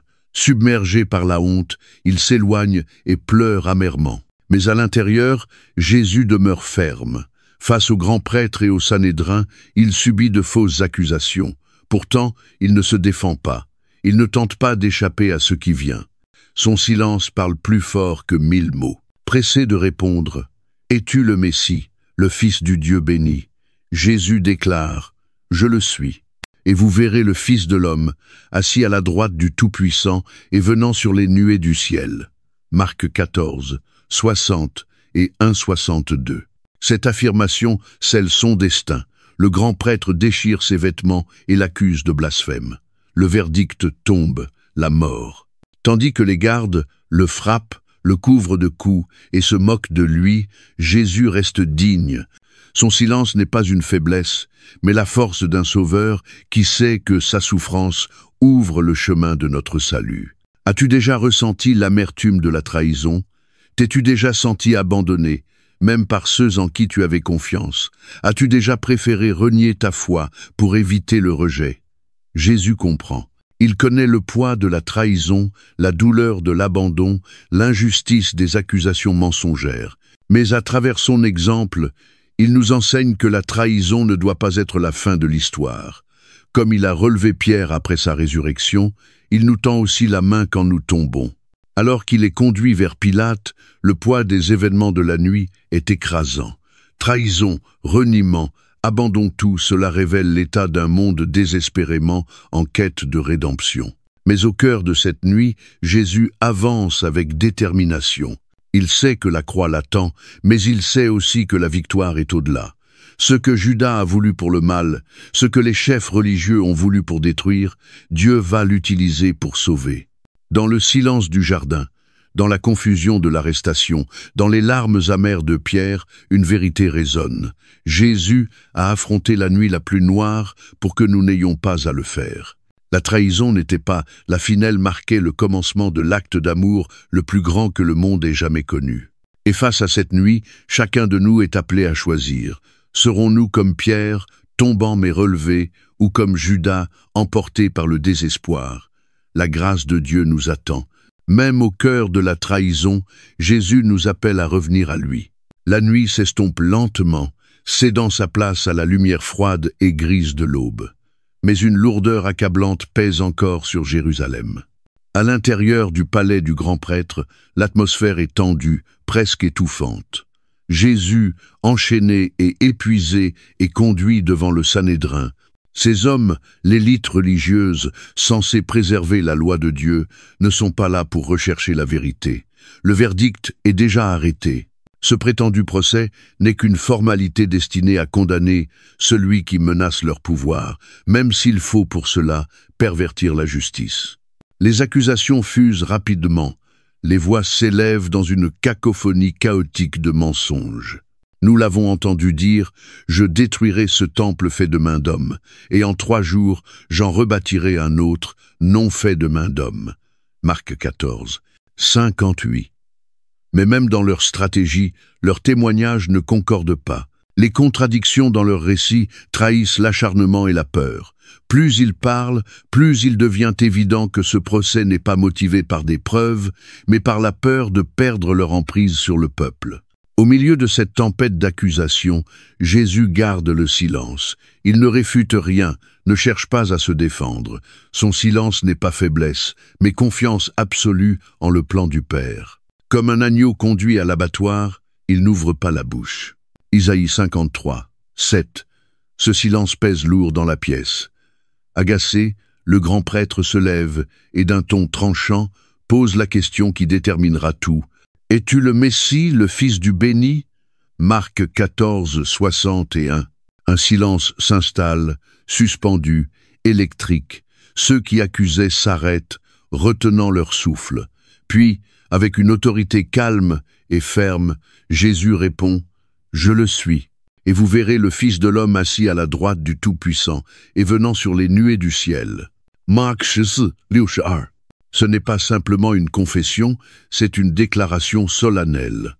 Jésus ne se présente pas seulement comme un prophète ou un enseignant, mais comme l'accomplissement de la vision de Daniel, le Fils de l'homme investi d'autorité et de gloire. Ces mots sont plus qu'ils ne peuvent supporter. Le grand prêtre déchire ses vêtements, feignant l'indignation. « Qu'avons-nous encore besoin de témoins? Vous avez entendu le blasphème. Qu'en pensez-vous » Marc 14, 63-64. Le verdict est unanime. Il mérite la mort. Aussitôt, les gardes se jettent sur lui. Ils le frappent à coups de poing, le couvrent d'un voile, riant cruellement. « Devine, prophète, qui t'a frappé ?» Marc 14, 65. Les coups pleuvent, mais Jésus ne répond pas. Il endure sans riposter. Chaque blessure, chaque humiliation le rapproche un peu plus de la croix, là où il portera non seulement la souffrance physique, mais surtout le poids écrasant du péché de l'humanité. À l'aube, Jésus est conduit devant le gouverneur romain, Ponce Pilate. Les chefs religieux savent qu'ils ne peuvent pas légalement prononcer une exécution. Ils ont besoin que Pilate approuve la sentence. Mais ils savent aussi que des accusations religieuses ne l'émouvront pas.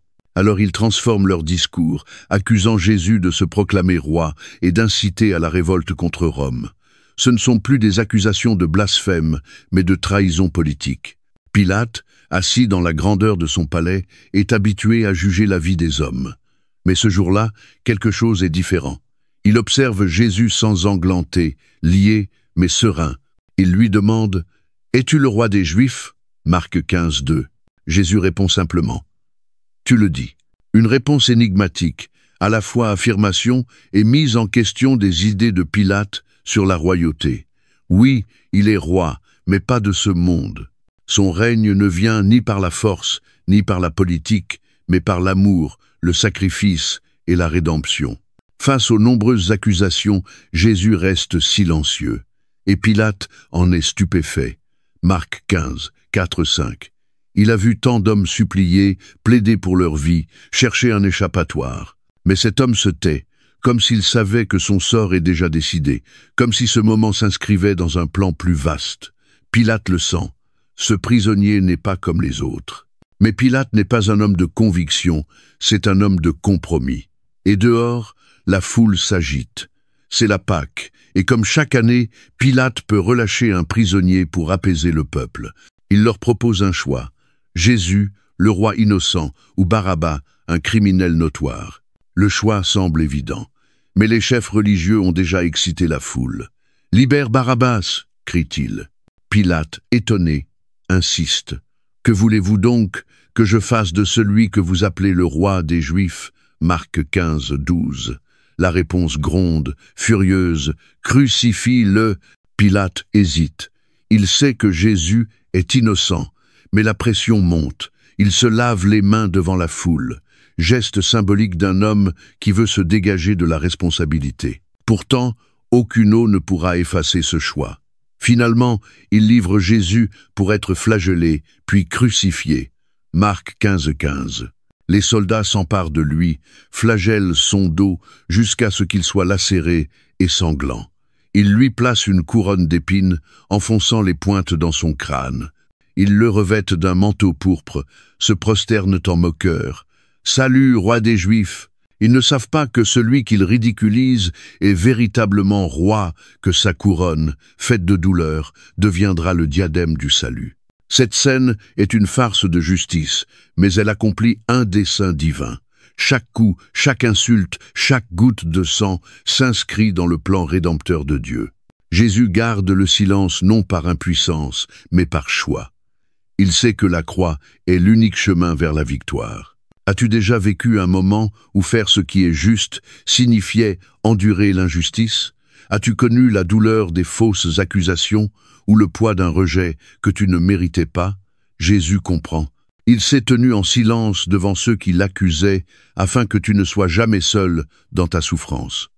Son procès n'était pas que le sien était aussi le nôtre. Et par son sacrifice, le verdict de culpabilité qui pesait sur nous a été renversé. Le procès devant Pilate s'achève par une sentence de mort, mais ce n'est pas la fin. Ce que le monde voit comme une défaite, le ciel le reconnaît comme le début de la victoire. Le roi s'avance vers la croix, non pour être brisé, mais pour briser à jamais le pouvoir du péché et de la mort. Et alors qu'il est conduit, meurtri et ensanglanté, une question demeure. Lorsque le monde nous mettra à l'épreuve, choisirons-nous de le renier ou tiendrons-nous bon, sachant que celui qui a été condamné l'a été pour que nous ayons la vie?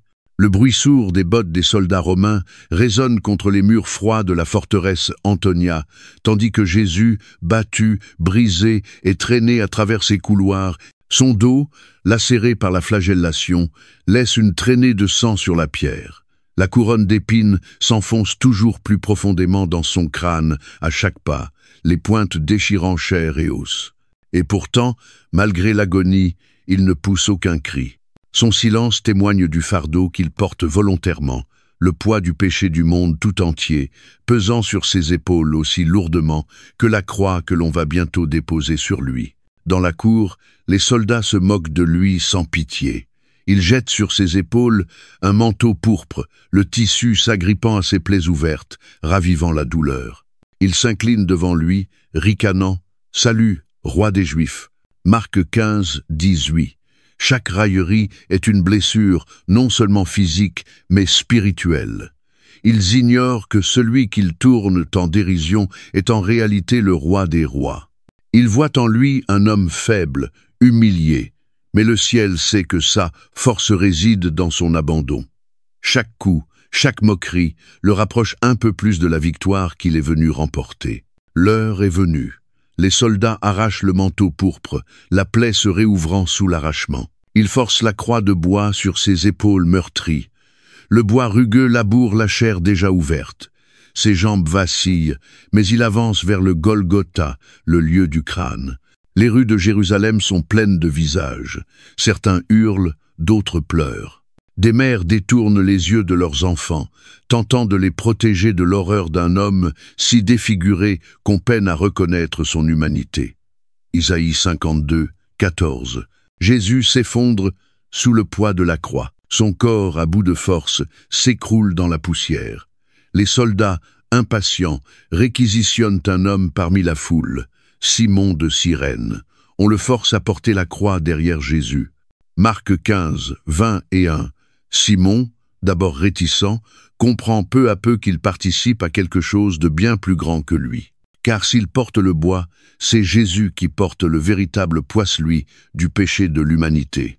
Ils arrivent enfin au sommet. Les soldats, méthodiques, dépouillent Jésus de ses vêtements, exposant son corps meurtri au regard de la foule. Ils l'étendent sur la croix, ses bras écartés. Le marteau s'élève, puis le premier clou transperce sa main. Le bruit du métal frappant la chair déchire l'air, puis la seconde main, puis les pieds. À chaque clou, la prophétie s'accomplit. Ils ont percé mes mains et mes pieds. Psaume 22, 17. La croix est élevée, puis brutalement plantée dans le sol. Le poids du corps de Jésus tire contre les clous, déchaînant des vagues de douleur. Son sang coule, goutte à goutte, formant une mare au pied du bois. En dessous, les soldats tirent au sort ses vêtements, insensibles à la souffrance qui se déroule au-dessus d'eux. Marc 15, 24. Pour eux, ce n'est qu'une crucifixion de plus. Ils ne réalisent pas que l'histoire entière bascule devant leurs yeux. Au-dessus de sa tête, un écriteau cloué, Jésus de Nazareth, roi des Juifs. Ce qui devait être une moquerie proclame en réalité la vérité. Marc 15, 26. Durant des heures, Jésus demeure suspendu, chaque souffle arraché au prix d'une douleur atroce. Mais même au cœur de cette agonie, son regard n'est pas tourné vers lui-même. Il voit sa mère, Marie, près de la croix, le visage ravagé par la douleur. Il voit Jean, le disciple bien-aimé. Avec une voix à peine audible, il confie Marie à Jean, « Femme, voici ton fils », puis à Jean, « Voici ta mère ». Jean 19, 26-27. Même dans la mort, Jésus prend soin de ceux qu'il aime. La foule continue à se moquer de lui. « Sauve-toi toi-même, descends de la croix ». Marc 15, 30. Mais ce qu'ils ne comprennent pas, c'est que le refus de Jésus de se sauver lui-même est précisément ce qui les sauve. Il ne répond pas. Son silence est plus éloquent que leurs insultes. Il est l'agneau de Dieu, et c'est ici que sa mission atteint son sommet. À ses côtés, 2 criminels sont crucifiés. L'un l'insulte. « N'es-tu pas le Messie? Sauve-toi et nous avec ». Luc 23, 39. Mais l'autre reconnaît l'innocence du crucifié. Jésus, souviens-toi de moi quand tu viendras dans ton royaume. Luc 23, 42. Et Jésus, dans un souffle de grâce, lui répond, « Aujourd'hui, tu seras avec moi dans le paradis. » Luc 23, 43. Même suspendu entre ciel et terre, Jésus étend sa miséricorde. Le ciel s'assombrit. Une obscurité surnaturelle tombe sur la terre pendant 3 heures, comme si la création elle-même pleurait la mort de son Créateur. Puis, à la 9e heure, Jésus s'écrie d'une voix bouleversante, « Mon Dieu, pourquoi m'as-tu abandonné ?» Marc 15, 34. Ce cri, tiré du psaume 22, n'est pas seulement un gémissement, c'est le reflet de l'abîme spirituel qu'il traverse. Il expérimente la séparation d'avec le Père, conséquence du péché du monde qu'il porte en lui. Cette douleur est plus profonde encore que celle des clous et des épines. Mais dans cette agonie résonne la victoire. Dans un dernier souffle, Jésus proclame « Tout est accompli ». Jean 19, 30. Le salut est accompli. La dette du péché est effacée. Le voile qui séparait l'humanité de Dieu est déchiré. Marc 15, 38. Le chemin vers le Père est désormais ouvert à tous ceux qui croient. Un centurion romain, posté près de la croix, contemple celui qu'il a aidé à crucifier. Bouleversé, il prononce des paroles qui résonnent encore. Vraiment, cet homme était le Fils de Dieu. Marc 15, 39. L'ironie est saisissante. Un païen reconnaît ce que les chefs religieux n'ont pas su voir. Jésus demeure, sans vie, suspendu au bois. Mais sa mort n'est pas un échec, c'est une victoire. Ce que l'homme croyait être le sommet de la cruauté est, en vérité, l'expression suprême de l'amour divin. Il a choisi cette croix, cette douleur, cette honte, pour que nous soyons libres. La croix, jadis symbole de mort, devient l'emblème de l'espérance. Alors que nous nous tenons au pied de la croix, une question nous est posée. Que ferons-nous du sacrifice de Jésus? Serons-nous comme le centurion, reconnaissant en lui le Fils de Dieu, ou resterons-nous indifférents devant un tel amour? La croix appelle une réponse, car elle n'est pas un simple fait historique, elle est le tournant de l'éternité. Et du haut du bois, Jésus murmure à chacun, « C'est pour toi que j'ai fait cela ». L'aube se lève paisiblement sur Jérusalem, mais ce matin-là, quelque chose est différent. L'air semble chargé d'attente, comme si la création elle-même retenait son souffle. La ville, encore engourdie par les bouleversements des jours précédents, ignorent que cette journée va changer à jamais le cours de l'histoire. Dans les premières lueurs du jour, un groupe de femmes, les traits marqués par le deuil, se dirige vers le tombeau. Leurs bras portent des aromates, préparés pour un dernier geste d'amour, embaumer le corps de celui qu'elles avaient cru être le Messie. Leurs pas sont lents, alourdis par la tristesse et l'incompréhension. Comment cela a-t-il pu se terminer ainsi? Elles avaient vu les miracles, entendu les enseignements, senti renaître l'espoir parmi les brisés. Mais à présent, il ne reste qu'un tombeau, fermé par une lourde pierre, séparant leur cœur de celui qu'elles aimaient. Une question les accompagne. Qui roulera pour nous la pierre de l'entrée du tombeau? Marc 6, 3. Mais à leur arrivée, leur cœur s'arrête. La pierre, pourtant supposée inamovible, a déjà été roulée. L'entrée béante du tombeau provoque un frisson de crainte. Tremblante, elle s'y penche, s'attendant à découvrir un corps sans vie enveloppé de linceul. Au lieu de cela, elle voit un jeune homme vêtu de blanc, assis là où reposait Jésus. Sa présence est céleste, son visage éclatant de lumière. Saisies, les femmes tombent à genoux, hésitantes entre fuir ou pleurer. « N'ayez pas peur », dit l'ange, sa voix douce mais assez puissante pour apaiser leur effroi. « Vous cherchez Jésus de Nazareth, le crucifié. Il est ressuscité, il n'est pas ici. Voici l'endroit où on l'avait déposé. Mais allez dire à ses disciples et à Pierre qu'il vous précède en Galilée. C'est là que vous le verrez, comme il vous l'a dit. Marc, il est ressuscité. » 3 mots qui bouleversent l'univers. 3 mots qui transforment le deuil en allégresse, le désespoir en espérance, la mort en vie. Les femmes, encore tremblantes, s'enfuient du tombeau, le cœur battant de crainte et de stupeur. Et si c'était vrai, celui qu'elles avaient vu mourir si cruellement serait-il vivant? Ces mots îles et ressuscité résonnent en elles, défiant tout ce qu'elles croyaient savoir de la vie et de la mort. Pour les disciples, encore cachés par peur, cette nouvelle semblera trop belle pour être vraie. Le chagrin les paralyse, enfermés dans une pièce close, revivant sans cesse l'horreur de la crucifixion. Pierre, surtout, est accablé par la culpabilité. Il avait renié Jésus 3 fois, et maintenant, il porte le poids de cette trahison. Mais le message céleste l'appelle expressément par son nom. Dites-le à ses disciples et à Pierre. Ce n'est pas un oubli, c'est une grâce délibérée. Même dans l'échec, la miséricorde de Dieu s'adresse à nous. Marie de Magdala, l'une des premières à découvrir le tombeau vide, se retrouve seule dans le jardin, les larmes coulant sur ses joues. Elle avait été sauvée par Jésus, arrachée à une vie de ténèbres, et il lui avait donné une espérance nouvelle.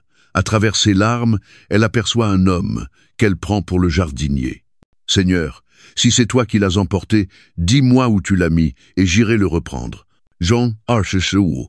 Alors l'homme prononce son nom, Marie. En un mot, son monde s'éclaire. Elle reconnaît cette voix qu'elle croyait perdue à jamais. « Rabouni !» s'écrie-t-elle, tombant à ses pieds. Jean 20, 16. C'est lui. Jésus est vivant, devant elle. Son chagrin s'efface, remplacé par une joie indicible. Elle a vu le Seigneur ressuscité et sa vie ne sera plus jamais la même. Mais Jésus ne demeure pas dans le jardin. Il rejoint 2 disciples en route vers Emmaüs, leurs visages attristés par les événements récents. Ils ne le reconnaissent pas, mais tandis qu'il leur explique les Écritures, leur cœur s'embrase. Ce n'est qu'au moment où ils rompent le pain que leurs yeux s'ouvrent. C'est lui. Luc 24, 30 et 1. Ils retournent précipitamment à Jérusalem, les pieds à peine touchant le sol, criant la bonne nouvelle. Le Seigneur est réellement ressuscité. Plus tard, Jésus apparaît aux disciples dans la pièce fermée. Les portes ne peuvent l'empêcher d'entrer, car il n'est plus soumis aux limites du monde matériel. Il se tient au milieu d'eux et dit « La paix soit avec vous ». Jean 20, 19. Là où régnait la peur, la paix descend. Là où le doute pesait, la foi s'éveille. Il leur montre ses mains et son côté. Ses cicatrices, preuve d'une douleur réelle, sont devenues les marques d'une victoire éternelle. Thomas, absent lors de la première apparition, refuse de croire. « Si je ne vois pas les marques des clous, si je ne touche pas, je ne croirai pas. » Jean 20, 25. Une semaine plus tard, Jésus revient. Il tend ses mains à Thomas. « Avance ton doigt ici, ne sois pas incrédule, mais crois. Jean 20, 27 submergé, Thomas s'effondre, mon Seigneur et mon Dieu. Jean 20, 28. Son doute s'est transformé en adoration, car même dans nos hésitations, Jésus vient à notre rencontre, offrant précisément ce dont nous avons besoin pour croire. La résurrection n'est pas un simple moment de joie privée, elle est le socle de la mission de l'Église. Sur une montagne en Galilée, Jésus rassemble ses disciples et leur confie « Allez, faites de toutes les nations des disciples, baptisez-les au nom du Père, du Fils et du Saint-Esprit, et enseignez-leur à observer tout ce que je vous ai prescrit. Et voici, je suis avec vous tous les jours, jusqu'à la fin du monde. » Matthieu 28, 19-20. Ce n'est pas qu'un ordre, c'est une promesse. La puissance qui a ressuscité Jésus est désormais en eux. Ils ne sont plus de simples hommes ordinaires, mais les témoins vivants de la plus grande victoire jamais remportée. Et ce message, ils l'annonceront jusqu'aux extrémités de la terre. As-tu déjà réfléchi à ce que signifie la résurrection pour toi, personnellement? Ce n'est pas seulement un fait historique, c'est une invitation. Le tombeau vide proclame que la mort n'a plus le dernier mot, que la puissance du péché est brisée, et qu'en Jésus, la vie éternelle est offerte. Quelle que soit la peine, la culpabilité ou la peur que tu portes, la résurrection offre l'espérance. De même qu'il a appelé Marie par son nom, il t'appelle. De même qu'il a offert sa paix aux disciples, il la t'offre aujourd'hui. La résurrection change tout. La croix, jadis signe d'échec, devient le trône du roi. La mort, jadis ennemi implacable, est désormais vaincue. Et le tombeau vide nous rappelle que l'histoire de Jésus n'est pas finie, elle ne fait que commencer. Es-tu prêt à recevoir la vie que le Christ ressuscité t'offre? Le tombeau est vide, le roi est vivant, et par sa victoire, la tienne est désormais possible. Il est ressuscité, que feras-tu de cette vérité? Le soleil décline sur les collines de Galilée, répandant une lumière dorée sur le paysage, alors que Jésus rassemble une dernière fois ses disciples. Le chemin commençait sur les rives de cette même mer lorsque il avait appelé des pêcheurs à tout quitter pour le suivre et atteint maintenant son sommet. Devant eux se tient celui qu'ils avaient vu mourir sur la croix, désormais vivant, glorieux et rempli d'autorité. Mais ce moment n'est pas la fin de l'histoire. C'est le commencement d'une mission qui franchira les frontières de la Galilée et changera le monde à jamais. Les disciples, autrefois hésitants et craintifs, regardent leur Seigneur ressuscité avec émerveillement. Leur foi, ébranlée par la crucifixion, et ravivée par la vision de ses cicatrices et la douceur de sa voix, les appelant chacun par leur nom. Pourtant, même au cœur de cette victoire éclatante, une question les habite. Et maintenant, ils ont vu le miracle de la résurrection, mais que doivent-ils en faire? Comment avancer après avoir été témoins d'un tel bouleversement? Jésus ne les laisse pas dans l'incertitude. Il parle avec la pleine autorité de celui qui détient les clés de la vie et de la mort. Et ses paroles sont un envoi, un appel à l'action qui exigera tous deux. Tout pouvoir m'a été donné dans le ciel et sur la terre. Allez donc, faites de toutes les nations des disciples, baptisez-les au nom du Père, du Fils et du Saint-Esprit, et enseignez-leur à observer tout ce que je vous ai prescrit. Matthieu 28, 18-20. Le poids de cette mission est immense. Ces hommes sont des gens simplesses de pêcheurs, des collecteurs d'impôts, des ouvriers désormais chargés d'un appel extraordinaire. Ils doivent porter un message qui bouleversera les rois, ébranlera les empires et transformera les cœurs. Jésus ne les appelle pas à rester dans le confort de ce qu'ils connaissent. Il les envoie au-delà de leurs frontières, au-delà des différences, pour apporter la bonne nouvelle jusqu'aux extrémités de la terre. Mais comment faire? Comment un petit groupe d'hommes imparfaits peut-il accomplir une tâche si grande? Jésus répond à leurs craintes silencieuses par une promesse. « Et moi, je suis avec vous tous les jours, jusqu'à la fin du monde. » Matthieu 28, 20. Cette promesse n'est pas un simple réconfort. Elle est le fondement même de leur mission. Jésus ne les envoie pas seuls. Sa présence les accompagnera, les guidera, les fortifiera, comme lorsqu'il marchait à leur côté sur les routes poussiéreuses de Galilée. Même au cœur de la persécution, du rejet ou de la souffrance, ils sauront que le Christ ressuscité marche avec eux. La mission est immense, mais ils ne seront jamais abandonnés. Au sommet de la montagne, l'ampleur de l'appel prend forme dans leur esprit.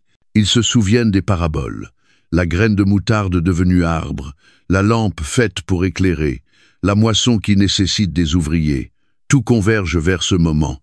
Jésus a semé en eux les germes du royaume. Désormais, ils sont envoyés pour semer à leur tour. Ils sont cette lumière qu'on ne peut cacher, ces ouvriers appelés à récolter. Mais cette mission a un prix. Jésus l'a dit dès le début, le suivre, c'est porter sa croix. Marc 8, 34. Les disciples l'ont vu. Ils étaient là, à distance, quand il a été crucifié.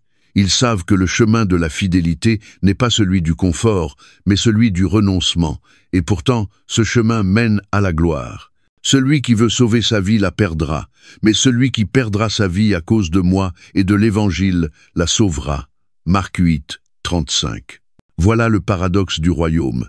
Pour vivre vraiment, il faut être prêt à tout donner. Pour régner, il faut servir. Et Jésus leur en a montré le chemin. Il a lavé leurs pieds, touché les exclus, pardonné ceux qui l'ont trahi. À leur tour, il les appelle à suivre cet exemple, être les serviteurs de l'Évangile, même si cela doit leur coûter tout. Ils affronteront l'opposition, la prison, parfois même la mort. Mais ils verront aussi des miracles, des vies changées, et la puissance du Saint-Esprit se manifester en eux. Jésus ne leur promet pas la facilité, mais la victoire. Une victoire enracinée non dans la force des hommes, mais dans la puissance invincible de la résurrection. Alors qu'ils écoutent, les disciples repensent au chemin parcouru. Ils se rappellent le jour où Jésus les avait appelés sur le rivage, les moments de doute, les nuits d'angoisse, les élans de foi. Et maintenant, ils sont là, debout face aux ressuscités, porteurs de la plus grande mission jamais confiée. Ce ne sont plus leurs faiblesses ou leurs échecs qui les définissent. Ce qui les définit désormais, c'est la grâce de Dieu et la puissance de la résurrection. Mais cette mission ne leur appartient pas seulement. Elle est aussi pour nous. Le même Jésus qui les a appelés nous appelle encore. La même promesse de sa présence est pour nous aujourd'hui. Le même mandat de faire des disciples de toutes les nations nous est confié. As-tu déjà réfléchi à la place que tu es appelé à prendre dans cette mission? Quels dons, quelles ressources, quelle voix Dieu t'a-t-il donné pour faire connaître l'Évangile là où tu es? Il ne faut pas être prédicateur ou missionnaire pour impacter le monde. Le discipulat commence là où tu te trouves chez toi, sur ton lieu de travail, dans ta ville. Les derniers mots de Jésus sont un rappel que la foi n'est pas une croyance passive. Elle est un appel vivant. Suivre Jésus, c'est le suivre dans l'inconnu, dans les zones d'inconfort, dans l'audace du témoignage. C'est croire que les petites semences plantées aujourd'hui peuvent porter un fruit éternel. Alors que Jésus s'élève sous leurs yeux, les disciples restent figés, les regards tournés vers le ciel. 2 anges apparaissent et les interpellent. Pourquoi restez-vous là à regarder le ciel? Ce Jésus qui vous a été enlevé reviendra de la même manière que vous l'avez vu monter. Actis, Shri, le message est clair. L'attente contemplative cède la place à l'action. Le roi reviendra, mais en attendant ce jour glorieux, ses disciples doivent vivre avec une urgence, une passion, une détermination renouvelée. Et toi, quelle sera ta réponse à cet appel? Laisseras-tu derrière toi tes peurs, tes excuses, tes limites pour entrer dans la vie que Dieu a préparée pour toi? Le défi est immense, mais la récompense l'est bien davantage. Jésus nous appelle à prendre part à quelque chose de plus grand que nous-mêmes, quelque chose qui ne passera jamais, quelque chose qui portera la vie là où règne la mort. Et il promet d'être avec nous à chaque pas. La montagne est derrière nous, le monde s'étend devant. L'Évangile est entre nos mains et l'Esprit de Dieu vit en nous. Que ferons-nous de cet appel? La réponse que nous donnerons définira notre vie, mais aussi notre héritage pour l'éternité. Irons-nous, enseignerons-nous, aimerons-nous, sachant que celui qui a vaincu la mort marche avec nous? Le moment d'agir, c'est maintenant. Le monde attend. Si ton cœur est touché par l'amour du Christ, si tu veux lui rendre grâce pour son sacrifice, écris « Amen » en commentaire, non comme un mot banal, mais comme un cri du cœur reconnaissant, uni au silence sacré du calvaire. Merci de nous avoir accompagnés jusqu'à la fin de cette vidéo. Chaque récit biblique est un chemin de retour vers Dieu, discret mais puissant, qui nourrit notre foi jour après jour. Si ce voyage a touché votre cœur, cliquez sur « J'aime » pour partager ce message. Et abonnez-vous pour continuer à explorer avec nous d'autres histoires pleines de sens. À très bientôt dans notre prochaine vidéo. Que Dieu vous bénisse, vous et votre famille.